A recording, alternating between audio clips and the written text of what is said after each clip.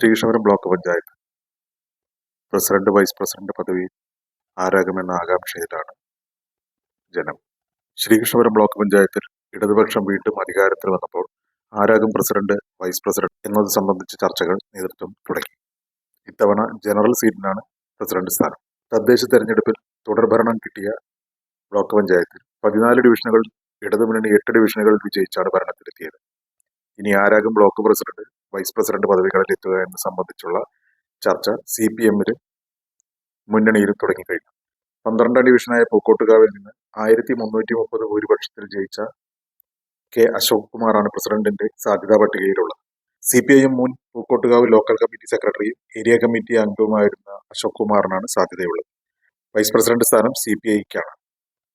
702 vote ഭൂരിപക്ഷത്തിൽ ശ്രീകൃഷ്ണപുരം 11ാമത് ഡിവിഷനിൽ നിന്നും വിജയിച്ച മുൻ ബ്ലോക്ക് പഞ്ചായത്ത് വൈസ് പ്രസിഡന്റുമായിരുന്ന ജ്യോതിവാസനായിരിക്കും വൈസ് പ്രസിഡന്റ് സ്ഥാനത്തേക്ക് മുൻഗണന ഉണ്ടാവും.